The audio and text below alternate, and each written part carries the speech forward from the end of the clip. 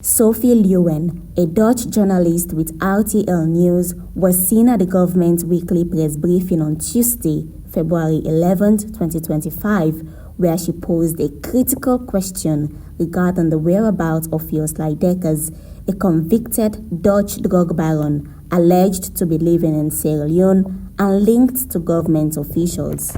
For Jos Leidekers, or is he maybe protected? Because I heard he's already out of the country.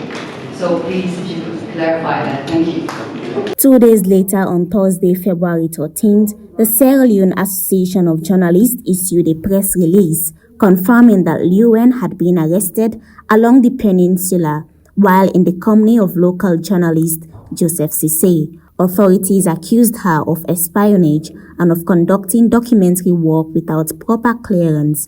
Meanwhile, Leeuwen maintained that she had accreditation from the Ministry of Information and Civic Education. On the same day, the Sierra Leone police issued a statement confirming her detention at the Criminal Investigations Department (CID), stating that she was being interrogated regarding her activities in the country, though they later announced her release. Her passport, phone, camera and the vehicle belonging to Joseph Cisse were not immediately returned, fearing criticism from press freedom advocates and legal experts. Among those speaking out was legal expert and human rights advocate Sophie, who took to social media to condemn the treatment of Leeuwen.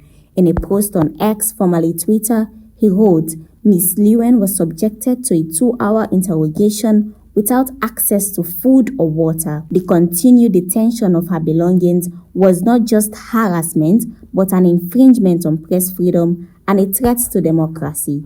Giving wider freedoms to do their work, whether they are local or foreign journalists. And as a matter of fact, in this instance, Sophie, I understand, was given accreditation as a journalist.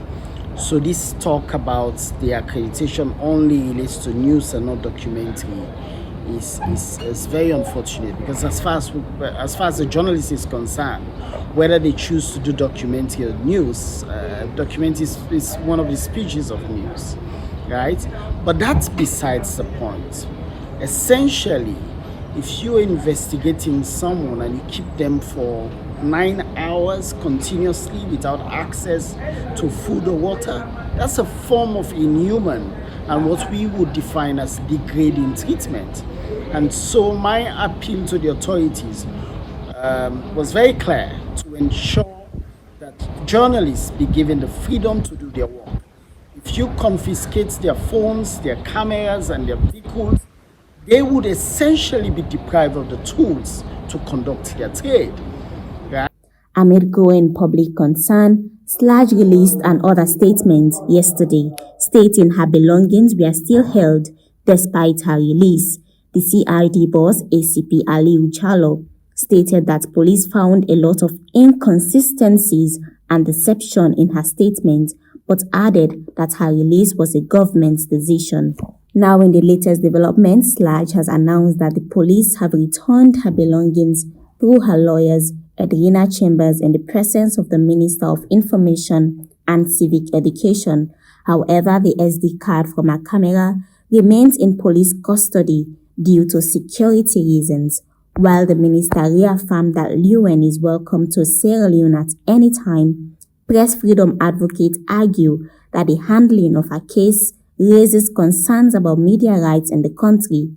This incident continues to generate public discourse on the safety and working conditions of journalists in Sierra Leone. Memuna Tosuma, AYV News.